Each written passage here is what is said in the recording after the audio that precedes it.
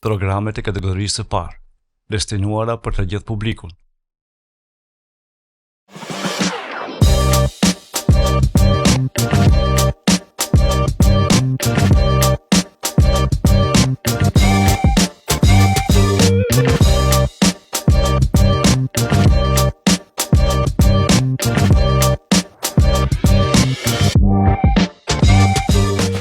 Shikues të nderuar, mirëmbrëma, jeni me mua Bindina Sherifin në edicionin tonë të radhës të emisionit tonë Mes Nesh.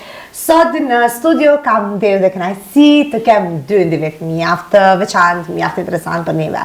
Sot në studio me mua, ndaj studion dhe kam kënaqësinë të kem dy teolog të rinj, të cilët jo vetëm kanë vendosur që ta dedikojnë jetën e tyre në anën islame, por gjithashtu të mbarojnë fakultetin e tyre në shkencat islame. Ata do të na flasin neve sot për vlerat fetare, se si është jetosh në kohën bashkëkohore sot me rregulla fetare. Faleminderit shumë që jeni sot me mua. Kam Velid Asipin dhe Elmedina Osmanin. Është kënaqësia jon, faleminderit. Faleminderit, kënaqësi shumë. Desha të nisim si fillim nga ju, desha të di çka ju frymëzoi të vazhdoni për teologji dhe të diplomoni në këtë fushë.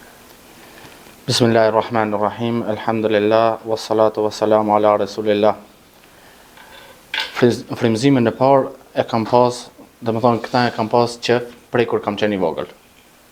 Arsia ka qenë Molla Jakupi, sepse e kemi edhe të familjes, e kemi dashur shumë prej i vogël, na ka sjell shumë mirë, dhe pastaj tu u rrit edhe të e pa punën e tij çka ka bën. Njerëzit të folë për ta, edhe thojsha adhonit, jo të bëjmë si hoxha, se kur u bona i madhe kuptova se sën bona si hoxha, po e nisa një herë për qashta, po inshallah bërëm pak bona si hoxha. Kjo ka qenë arsia se unë e kam vazhdu teologjin edhe pse e kam nis këtë punë. Indjeri Jakub Asipi ka qenë vërtet shembull dhe do vazhdojë të mbese gjithmonë një nga figurat më të vlefshme për neve. Dhe unë uroj që ju të ndjekni hapat e tij pse jo dhe të jeni shembull i ardhshëm një jetë sikur ai. Ndërsa për ju Elmedina, çka është ju? Bismillahirrahmanirrahim, në emrin e Zotit, mëshiruesit, mëshirëvërësit. Fillimisht desha t'ju falenderoj për ftesën të cilën na keni bërë. Është nder dhe kënaqësi që sot jemi këtu në televizionin tuaj. Se i përket pyetjes që ju e bët se çfarë më shtiu mua që të vazhdoj të jetë kësaj rruge, padyshim që është një dëshirë e kahmoqshme dhe kjo fillon prej në fëmijëri. Ndonjëherë kur pyet veten se pse, ndonjëherë edhe vetë nuk mund ta gjesh përgjigjen e kësaj pyetje. Ndoshta mund të jetë një frymëzim nga ana Allahu xhaleshanuhu, mirë po që nga e vogël ku hapat e para fillova në këtë drejtim në xhami. Prej atje tek hoxhallarët e fshatit i shihja si një shembull, si njerëz të cilët duhet ndiqen për shkak të vlerave dhe mirësive të cilat ata i përhapshin. Dhe prej atëherë sikur filloi që të më hi në qef ky profesion.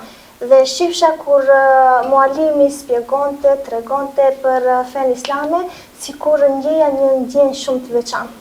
Më pas edhe motra ime vazhdoi medresen, edhe njëjtë ishte një frymëzim, i shihja se si ajo kalonte atje. Dhe kështu edhe vendosëm që t'i him kësaj rruge, por elhamdulillah ja kemi pa hajrin. Padyshim që po. Unë desha të di se tashmë me që keni diplomuar dhe jeni në rrugës për të njohur si teolog, si është rrugtimi juaj në gjatë studimeve? Padyshim që çdo student ka uljet dhe ngritjet e tij. Ndonjëherë shkon mirë, ndonjëherë demoralizohesh, ndonjëherë përsëri ringritesh. Mirë po, në përgjithësi, gjithçka ka shkuar mrekullueshëm, mund të them. Kanë qenë vite të veçanta, kanë qenë vite të cilat do të mbahen mend, studimet janë një periudhë të cilën gjithmonë do ta kujtojmë, sepse ashtu na thonë të gjithë të tjerët do të jenë vite të cilat do t'i kërkoni përsëri edhe nëse ndoshta tash ne nuk mund t'u adim vlerën. Mirë po kemi ndjej mirësi, kjo është më kryesore, kemi ndjej mirësi gjatë këtyre viteve. Unë di që ishit edhe si studente gjeneratës, duke përshtatëtuar si një ndër më të dalluarat. Po, alhamdulillah. Çfarë ndjenjë ishte kjo? Është një ndjenjë e papërshkrueshme, në momenti kur emri thërritet në skenë si studente e gjeneratës, atëherë thua ja ka vletur. Gjithaj mund, gjithaj sakrificë, gjithaj lodhje, gjithaj përkushtim në të pagjum, kur e merr një titull si studente e gjeneratës, atëherë gjithçka edhe të lehtësohet, gjithaj barë të cilën e ke pas për vite me radhë, ndjehesh më krenare, edhe për barën që dikur duke shumë e vështirë. Gjë që shpresoj që të shpërblehet edhe më tej në të ardhmen tënde që sapo ka nisur. Ndërsa për juve, validesha të di, ju ishit edhe përfaqësuesi absolventëve, sa e diun. Si ishte i vështirë, sa ishte i vështirë rrugtimi për ty, ose sfidat në gjatë studimeve? Fillimin e kam pas të vështirë po. Arsyeja ka qenë se asnjëherë nuk e kam menduar se do të studioja në Fakultetin e Shkencave Islame. Gjithmonë ma kanë sugjeruar të tjerët me dalë jashtë vendit, me shku në vende tjera jashtë shtetit, në tokat arabe, në Turki, ku e dikon.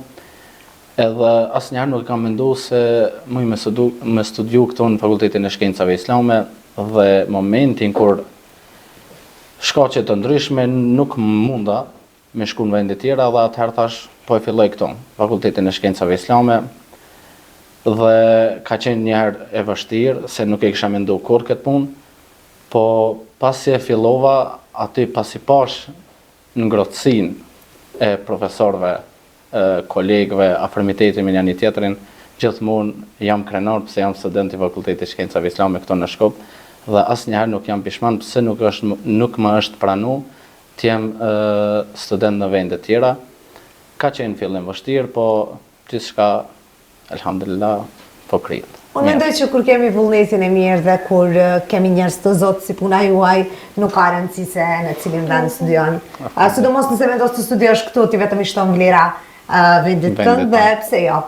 Ju vetëm ca këtë më herët një ndër figurat të cilat ju kanë motivuar të vazhdoni më tej. Desha të di nëse keni figura tjera të cilat ju kanë shtyrë që ti keni si shembull dhe ti shihni si diçka frymëzuese për të vazhduar teologjinë.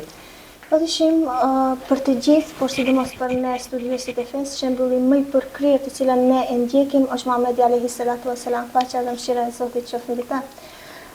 Është një shembull, një personalitet që i mrekullueshëm, që duhet ndiqet për të marrë shembull sidomos në kohën në cilën jetojmë, me sakrifica, me vështirësi, dhe shpesh na kujton vështirësitë dhe sakrificat të cilat i bëri pejgamberi alayhi salatu wasalam, që të udhëzoj popullin e tij dhe ndjekim ne atë që ne të udhëzojmë sot popullin tonë.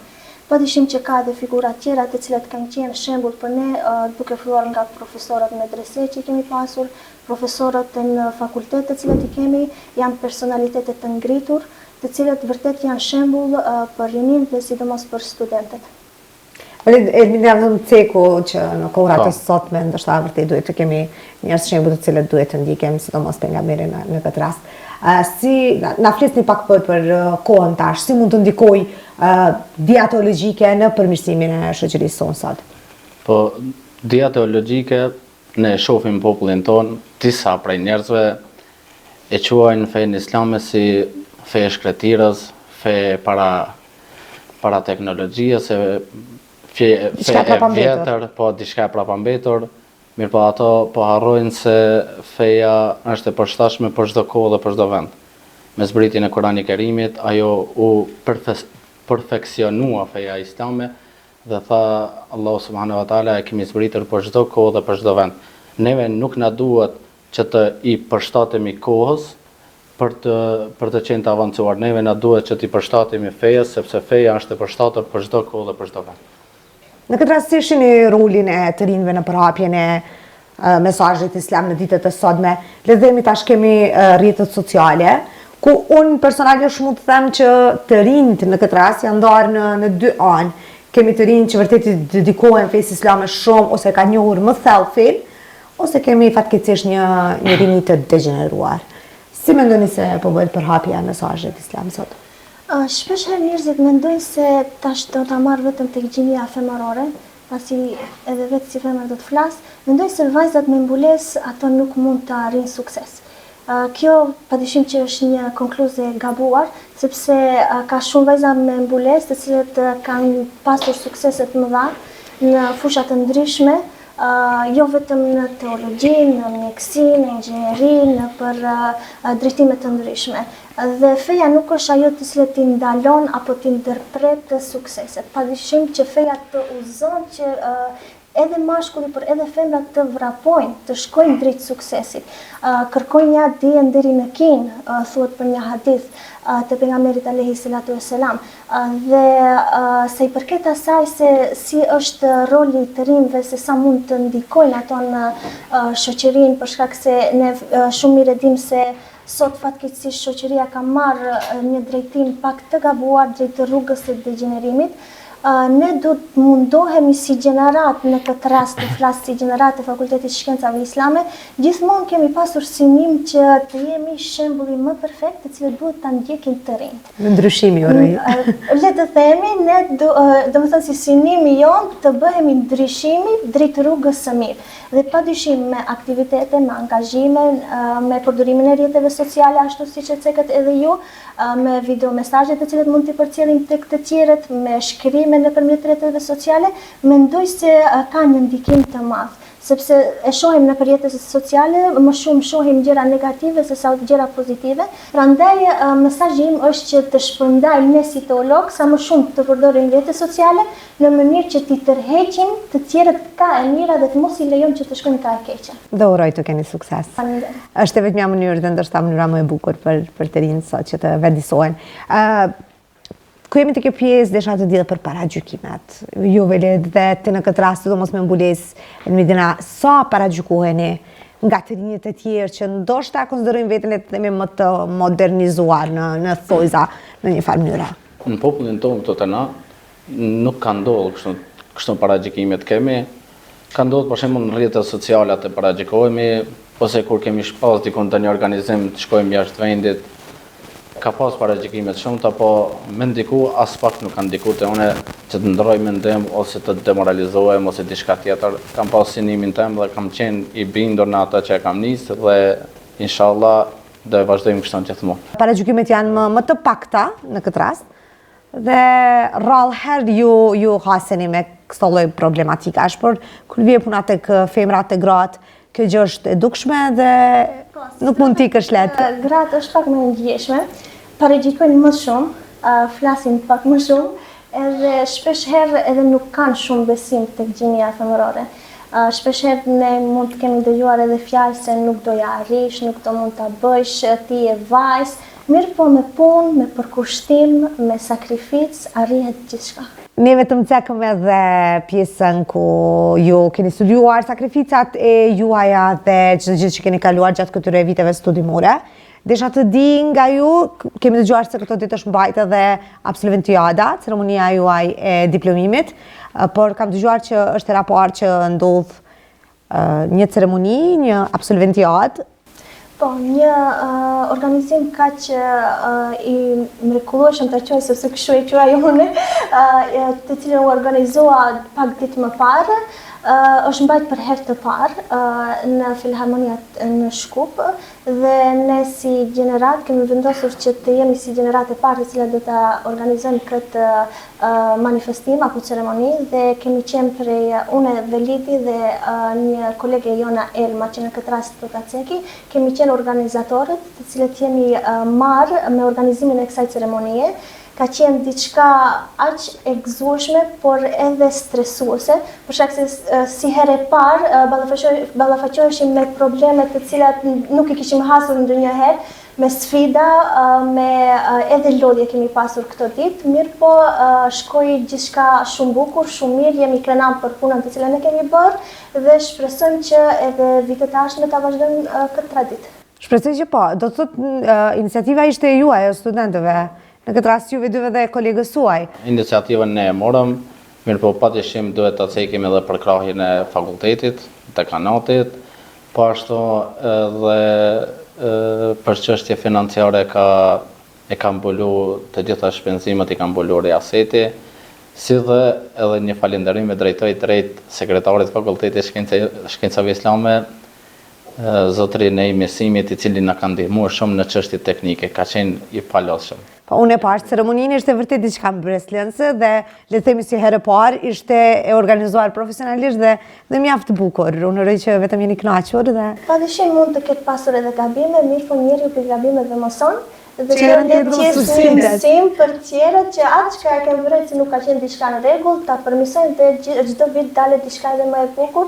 Padyshim që edhe unë desha të falenderoj dekanatin, riasetin për ndihmën e ofruar, për mbështetjen që vazhdimisht u japin studentëve dhe janë një përkrahje e madhe shumë e jona. është shumë mirë kur dëgjon që keni përkrahjen e dur, sepse ndonjëherë kur nuk ke përkrahjen vullneti vetëm zhduket dhe lihet anash. Unë nga ju desha të kem edhe ndonjë mesazh që dëshironi të jepni të rinjeve, bashkëmoshatarëve tuaj, po edhe më të moshuarve, se si duhet të ndjeken rrugën e dijes fetare në këtë rast.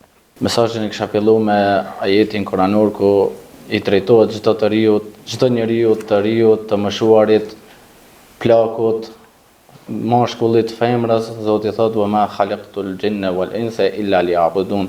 Nuk i kena kriju xhinët edhe njerëzit për asgjë tjetër përveç se për ta adhuruar Allahun subhanahu wa taala. Dhe ju kisha thonë trive, sidomos trive ju kisha drejtuar se e shoh ju vjen turp me thonë se janë musliman, ju vjen turp me thonë bismillah, ju vjen turp me thonë selam. Mos keni turp, mos u friksoni për asaj e cila është e mirë. Ndjekni atë e cila është e dur dhe është e mirë.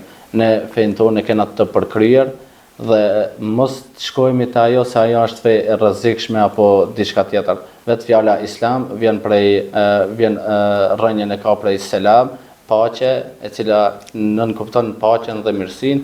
Po ashtu edhe po e hapëm Kur'anin e Kerimin, e filloj me Bismillahirrahmanirrahim, në emrin e Allahut mëshiruesit, mëshirbërësit.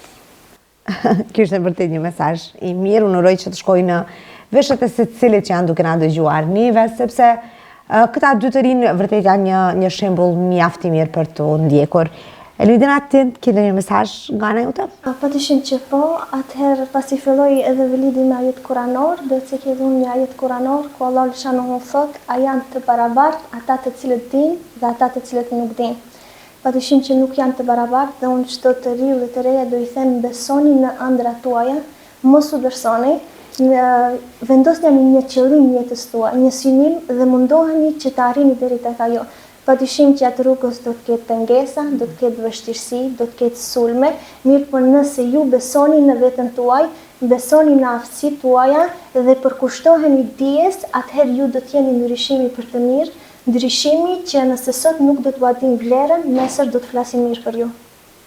Edhe kjo është një mesazh mjaft i mirë për gjithë dëgjuesit dhe shikuesit që janë duke na ndjekur momentalisht. Ku ishim tek ajetet kuranore? A keni ju të dy ndonjë ajet kuranor që ju inspiron më shumë, ju mban të vazhdoni më tej, të cilin kishë dashur ta cekni?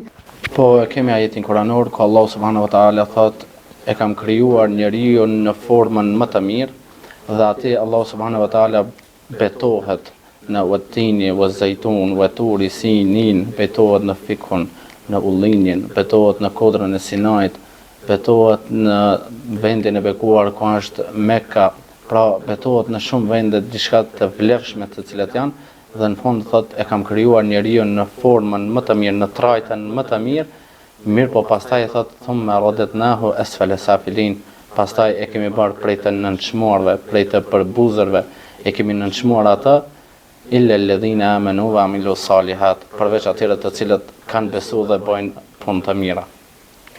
Elvidina, vëlet për mua ishte shumë kënaqësi t'ju kem në studio.